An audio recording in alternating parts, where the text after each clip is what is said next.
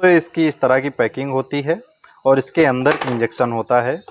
इसके साथ में स्टेराइल वाटर होता है। तो स्वागत है आपका मेरे यूट्यूब चैनल पे। आज हम बात करेंगे सिपवैक्ट इंजेक्शन के बारे में। ये इंजेक्शन क्या होता है, इसके यूजेस क्या होते हैं, क्या डोज होते हैं, क्या साइड इफेक्ट होते हैं, कौन कौन सी बीमारियों में इसको दिया जाता है और किन लोगों को इसका यूज़ नहीं करना चाहिए। तो ये सब जाने अपने इस वीडियो में, वीडियो को पूरा देखें। तो सबसे पहले जान लेते हैं सिपवैक्ट इंजेक्शन के बारे में। दोस्तों, सिपवैक्ट एक ब्रांड नेम है। 1 ग्राम का इंजेक्शन है। इसमें 1000 mg सेप्ट्रेक्सोन होता है। इसको सिप्ला कंपनी बनाती है, जो कि एक जानी मानी कंपनी है। इसकी जितनी भी दवाएं होती हैं काफ़ी पेटेंट होती हैं और पोटेंसी अच्छी होती है। एक सिफेलोस्पोरिन्स ग्रुप की एंटीबायोटिक है, जिसका इस्तेमाल बैक्टीरियल इन्फेक्शन में किया जाता है, यानी कि वो बीमारियां जो बैक्टीरियाज के इन्फेक्शन की वजह से हो जाती हैं, उन बीमारियों को ठीक करने के लिए इस इंजेक्शन का इस्तेमाल किया जाता है। दोस्तों, इसकी कीमत लगभग 60 रुपये होती है। अगर इस पर डिस्काउंट मिलता है तो इस 40 रुपये, 45 रुपये या फिर 35 रुपये तक का मेडिकल स्टोर्स पे मिल जाता है। दोस्तों, आप देख सकते हैं इस पर लिखा हुआ है फॉर IM IV यूज़, यानी कि इसको इंट्रामस्कुलर और इंट्रावेनस दोनों तरीके से इस्तेमाल कर सकते हैं। दोस्तों, ये सिपवैक्ट इंजेक्शन है जिसमें 1000 mg सेप्ट्रेक्सोन होता है। दोस्तों, ये सेप्ट्रेक्सोन अदर कॉम्बिनेशन में भी मिल जाता है, जैसे कि सल्बेक्टम के साथ में, टैजोबेक्टम के साथ में। अलग अलग कंपनियां अलग अलग नाम से बनाती हैं, लेकिन इनमें जो कंटेंट होता है वो सेम ही रहता है। तो इसकी इस तरह की पैकिंग होती है और इसके अंदर इंजेक्शन होता है। इसके साथ में स्टेराइल वाटर होता है और ये इंजेक्शन पाउडर फॉर्म में होता है। इस इंजेक्शन को इस वाटर के साथ अच्छी तरह मिक्स करना होता है और आपको देख लेना चाहिए लगाने से पहले इसमें किसी तरह का फॉरेन पार्टिकल तो नहीं है। अगर ब्लैक कलर का, रेड कलर का दिखाई देता है इसके अंदर मिक्स करने के बाद, तब इस इंजेक्शन का यूज़ बिल्कुल ना करें। आप देख सकते हैं इसके साथ में एक पेपर आता है पढ़ने के लिए, जो इस इंजेक्शन के बारे में सारी जानकारी इस पेपर में लिखी हुई है। दोस्तों, ये एक 10 ml का स्टेराइल वाटर होता है और इसको इसमें मिक्स करना होता है 10 ml की सिरिंज में।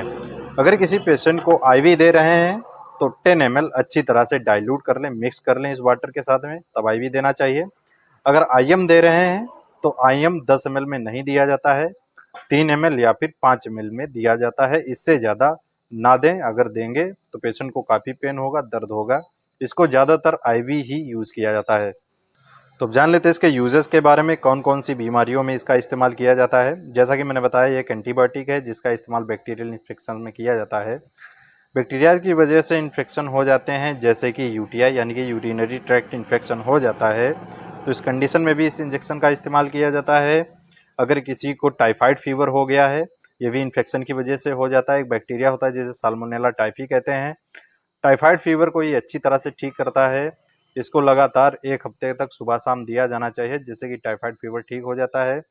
इसके अलावा अगर किसी को कान में इन्फेक्शन है, नाक में इन्फेक्शन है या फिर कान में किसी तरह का इन्फेक्शन हो गया है, तो इस कंडीशन में भी इस इंजेक्शन का इस्तेमाल किया जाता है। अगर किसी के गले में इन्फेक्शन है या फिर सॉफ्ट टिश्यू इन्फेक्शन हो गया है, तो इस कंडीशन में भी इस इंजेक्शन का इस्तेमाल किया जाता है। अगर किसी व्यक्ति को लंग में इन्फेक्शन है, जैसे कि निमोनिया हो गया है, ब्रोंकाइटिस हो गया है, अपर रेस्पायरेटरी ट्रैक इन्फेक्शन है या फिर लोअर रेस्पायरेटरी ट्रैक इन्फेक्शन है, तो इस कंडीशन में भी इस इंजेक्शन का इस्तेमाल किया जाता है। अगर किसी को किसी तरह का पेट में इन्फेक्शन हो गया है, इंटेस्टाइन्स में इन्फेक्शन है, तो इस कंडीशन में भी इस इंजेक्शन का इस्तेमाल किया जाता है। तो जान लेते हैं डोजेस के बारे में। दोस्तों, इसका इस्तेमाल 50 mg से लेकर 100 mg पर kg बॉडी वेट के अकॉर्डिंग दिया जाता है। दोस्तों, एक अडल्ट पेशेंट को एक दिन में 4 ग्राम तक ये इंजेक्शन दे सकते हैं डिवाइडेड डोज में। अगर कोई पेशेंट बच्चा है, 6 से 12 साल तक एज है उसकी, तब 1 से 2 ग्राम तक डिवाइडेड डोज में पूरे दिन में इसको दिया जा सकता है। इस इंजेक्शन का इस्तेमाल डॉक्टर की सलाह से ही करें। अपने आप इस इंजेक्शन को ना लें और ना ही इसको बंद करें जब तक डॉक्टर एडवाइस ना दें। तो अब जान लेते हैं इसके साइड इफेक्ट के बारे में। इस इंजेक्शन को लेने से क्या क्या साइड इफेक्ट हो सकते हैं। इस इंजेक्शन को लेने से कुछ कॉमन साइड इफेक्ट हो सकते हैं, जैसे कि नोजिया एंड वोमिटिंग यानी मितली लगती है, उल्टियाँ हो सकती हैं, इंडाइजेशन की प्रॉब्लम हो सकती है, स्किन पर रैशेज आ सकते हैं, एलर्जी हो सकती है, पेट दर्द हो सकता है या फिर दस्त आ सकते हैं। तो ये कुछ कॉमन साइड इफेक्ट होते हैं या फिर इसके अलावा भी साइड इफेक्ट हो सकते हैं। तो जान लेते हैं इसके कॉन्ट्राइंडिकेशंस के बारे में, किन लोगों को इस इंजेक्शन का इस्तेमाल नहीं करना चाहिए। अगर कोई व्यक्ति पहले से ही सेफेलोस्पोरिन्स ग्रुप की एंटीबायोटिक ले रहा है, तब इसको इस इंजेक्शन इस्तेमाल नहीं करना चाहिए। अगर इस तरह की ड्रग एलर्जी है, हाइपर सेंसिटिविटी है या फिर खाली पेट है, तो इस कंडीशन में इस इंजेक्शन इस्तेमाल बिल्कुल ना करें। अगर कोई महिला प्रेग्नेंट है या फिर लैक्टेशन वूमन है, तो इस कंडीशन में ये इंजेक्शन सेफ होता है, इस इंजेक्शन को दे सकते हैं। लेकिन बिना डॉक्टर की सलाह के इंजेक्शन का इस्तेमाल प्रेग्नेंट महिलाओं में ना करें। अगर किसी व्यक्ति को लीवर डिजीज़ है, किडनी डिजीज़ या फिर हार्ट प्रॉब्लम है तो इस कंडीशन में भी इस इंजेक्शन का इस्तेमाल बिल्कुल नहीं करना चाहिए। तो दोस्तों आज के लिए इतना ही। आपको समझ में आया होगा सिप्वेक्ट इंजेक्शन क्या होता है, क्या यूजेज होते हैं, क्या डोज होते हैं, क्या साइड इफेक्ट होते हैं और किन लोगों को इस इंजेक्शन का इस्तेमाल नहीं करना चाहिए। और आप किसी और मेडिसिन के बारे में जानना चाहते हैं, किसी और बीमारी के बारे में जानना चाहते हैं, कमेंट करके बता सकते हैं। इंस्टाग्राम पे मुझे फॉलो कर सकते हैं, मैसेज कर सकते हैं।